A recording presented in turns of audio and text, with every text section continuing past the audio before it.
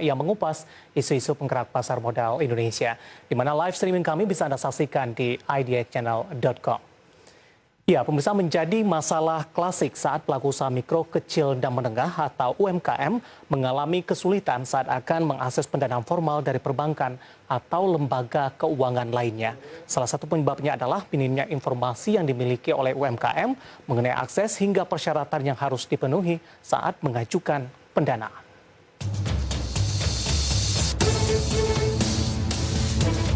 Berdasarkan data Otoritas Jasa Keuangan dari seluruh pembiayaan yang disalurkan oleh perbankan pada Desember 2020 sebesar Rp1.091 triliun, hanya 25% diantaranya yang disalurkan kepada UMKM. Dikompilasi dari media online, Guru Besar Tetap Fakultas Ekonomi dan Bisnis Universitas Indonesia Rofiko Rohim mengatakan, terdapat sejumlah faktor yang menyebabkan UMKM kesulitan mengakses pembiayaan formal. Pertama adalah kurangnya informasi yang dimiliki oleh UMKM. Hal tersebut terjadi karena UMKM terbiasa tidak melakukan audit, usia usaha yang tergolong muda, minimnya penggunaan teknologi dan memiliki aset yang tidak dijamin. Hal lainnya adalah mengenai tidak berimbangnya informasi yang dimiliki oleh masing-masing pihak, baik UMKM maupun lembaga keuangan yang terlibat. Hal tersebut berujung pada terjadinya rasionalisasi kredit yang seringkali merugikan pelaku UMKM lantaran dibebankan biaya pembiayaan yang tinggi oleh bank. Lantas apa yang harus dilakukan agar masalah klasik mengenai akses pendanaan UMKM dapat teratasi demi mendorong pergerakan ekonomi nasional? Simak ulasannya hanya di Market Review. Ya, pemirsa, di Market Review kali ini kita akan membahas topik yang menarik di mana UMKM kesulitan untuk mendapatkan pendanaan terutama dari tengah pandemi COVID-19. UMKM atau para pelaku UMKM merupakan salah satu sektor yang paling terdampak. Dan untuk membahasnya saat ini kami sudah terhubung melalui via Zoom bersama dengan Bapak Iksan Ingratubun yang merupakan Ketua Akumindo Asosiasi UMKM Indonesia. Kita akan langsung sapa saja. Pak Iksan, selamat pagi, apa kabar Pak? Selamat pagi, kabar baik, kabar sehat. Sehat Pak Iksan, terima kasih sudah meluangkan waktu di IDX Channel. Pak Iksan, topik kita adalah di mana UMKM cukup kesulitan mengakses pendanaan dari perbankan kemudian juga dari berbagai badan keuangan lainnya, di mana UMKM merupakan salah satu yang terdampak dari pandemi COVID-19. Sebagai fundamental, Pak Iksan, bagaimana kondisi terakhir dari UMKM di Indonesia mulai dari pandemi sampai dengan awal dari 2021 ini, Pak Iksan? Ya, jadi sejak bulan 3 tahun 2020 sampai dengan bulan 3 tahun 2021, memang keadaan UMKM masih belum menggembirakan. Ya. Bangkit iya, tetapi pulih belum. Nah, awal kebangkitan daripada UMKM memang membutuhkan lagi yang namanya startup atau memulai dari yang baru. Nah, dari yang baru ini mereka pasti membutuhkan modal untuk melakukan mobilisasi atau menggerakkan lagi usahanya. Nah, kalau potretnya sampai saat ini memang UMKM masih tertatih-tatih untuk bangkit dari keterpurukan, karena lebih kurang 30 jutaan itu mengalami kebangkrutan, bahkan lebih kurang sekitar 7 juta pekerja di sektor UMKM itu kita rumahkan atau kehilangan pekerjaan. Jadi disinilah potret-potret kita saat ini yang mengakibatkan UMKM sangat terpuruk hingga saat ini. Dan memang membutuhkan yang namanya bantuan dari pihak ketiga, terutama dari pihak pemerintah. Tapi biasanya kultur atau budaya daripada UMKM dia bergerak sendiri dulu, setelah itu baru membutuhkan pihak ketiga. Baik, dari semua pelaku UMKM yang ada tergabung dalam Asosiasi UMKM Indonesia, ini untuk jenis dan sektor UMKM apa Pak yang paling terdampak dari pandemi COVID-19, Pak Iksan? Ya, yang paling terdampak itu sektor pariwisata, ya. Terus sektor kuliner juga terdampak, dan terutama restoran, warung-warung dan seterusnya. Juga sektor fashion yang baju, celana itu juga sangat terdampak. Jadi sebenarnya ketiga sumbangsi terbesar atau distribusi terbesar PDB dari UMKM itu sebenarnya itulah yang paling terdampak saat ini. Tapi memang sektor pariwisata yang hingga saat ini masih belum mengembirakan. Baik, tadi Anda katakan sudah mulai mengalami perbaikan, sudah mulai mengalami kebangkitan begitu, tapi dalam hal ini masih belum maksimal dan masih jauh dari harapan atau kondisi dari sebelum pandemi COVID-19 terjadi. Apakah memang ketika pandemi COVID-19, UMKM yang paling terdampak, kemudian mungkin dari sisi transaksi jual beli tidak ada sama sekali ataupun mengalami pengurangan jika dibandingkan dengan hari biasa, modal merupakan salah satu inti atau salah satu hal yang sangat penting untuk kebangkitan pelaku UMKM saat ini, Pak Ihsan?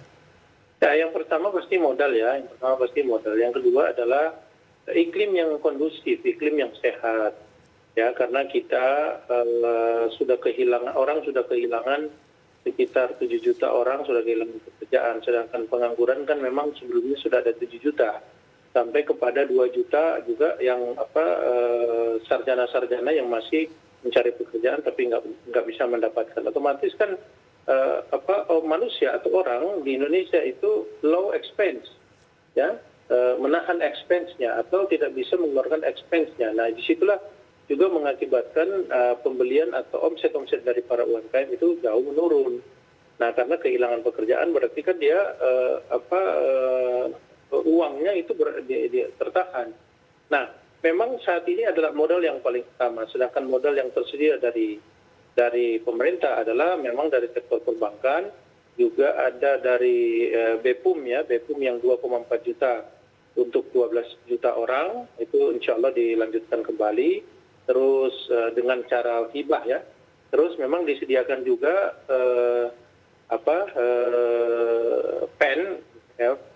PEN atau pemulihan ekonomi nasional melalui KUR yang 3%. Nah, persoalannya kalau di perbankan kan memang harus comply dengan syarat-syarat yang ditetapkan oleh perbankan. Ya. Yang lebih sulit adalah apabila kalau mereka sudah NPL, non-performing loan, dia sudah masuk dalam BI checking, ya dia nggak bisa apa-apa, dia tak berdaya. Ya kan begitu, dia tak berdaya untuk bisa mendapatkan modal dari perbankan karena perbankan mensyaratkan itu. Nah, jadi harus ada pemecahan atau pihak atau terobosan-terobosan dari pihak lembaga lain yang bisa membantu teman-teman yang sudah non-performing loan ini bagaimana. Baik, dalam arti kata ini juga sudah sesuai dengan prosedur begitu, perbankan juga sudah menjalankan sesuai dengan ketentuan yang berlaku dalam hal ini. Tidak ada kelonggaran persyaratan, Pak Ihsan, sampai sejauh ini ketika UMKM mengajukan pendanaan begitu mengingat kondisi dari pandemi COVID-19. Atau perbankan juga mempertimbangkan dari sisi resiko mereka ke depannya nantinya? Iya, nggak ada. Mereka cuma berpegang pada peraturan OJK nomor 11 ya bulan Maret. Memberikan relaksasi atau memberikan restrukturisasi kredit. Tetapi untuk misalnya menambah kredit atau memberikan kredit ulang, dia harus comply ya, UMKM itu harus comply atau ikuti persyaratan-persyaratan perbankan. Apabila ada yang syaratnya tidak terpenuhi, maka dia tidak akan diberikan. Baik, ada catatan tidak Pak Ihsan, pandemi COVID-19 ini memberikan dampak yang signifikan bagi pelaku UMKM, di mana dalam perjalanannya sebelumnya mereka sudah mengajukan pinjaman begitu, tapi karena pandemi, sektor UMKM paling terdampak, kemudian dalam perjalanannya mereka dalam pengembalian pinjaman yang sudah dilakukan sebelumnya, beberapa banyak yang mengalami kendala begitu. Kalau itu sudah pasti, Mas. Jadi begini, omset yang mereka dapatkan menurut riset kami ya di asosiasi, bahwa dengan adanya pandemi, dengan adanya kebijakan PKBM, kebijakan PKPM dan seterusnya, sampai saat ini mereka hanya bisa mendapatkan, apalagi dia mengandalkan digitalisasi ya. Yeah. Digitalisasi mereka hanya mendapatkan sekitar 15-20% dari omset yang normal. Nah, untuk itu maka 15-20% dari omset yang normal, saya pun mengalami itu, bahwa tidak cukup untuk membayar gaji, tidak cukup untuk membayar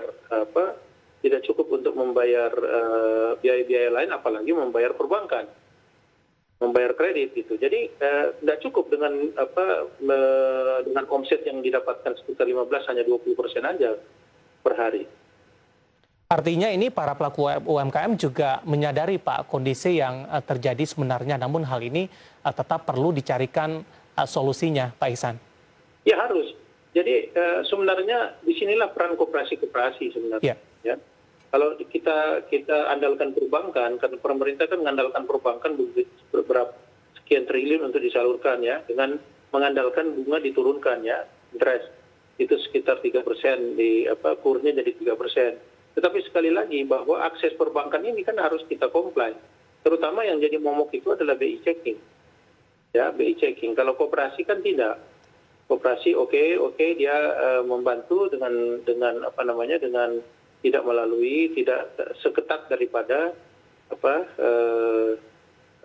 perbankan. Nah, dan memang rule-nya perbankan ya begitu, kita nggak bisa salahkan juga. Nah, yang ada adalah kebijakan pemerintah. Kebijakan pemerintah kalau dia menyalurkan ke perbankan lebih besar, maka UMKM-nya tidak kebagian karena sudah masuk dalam NPL.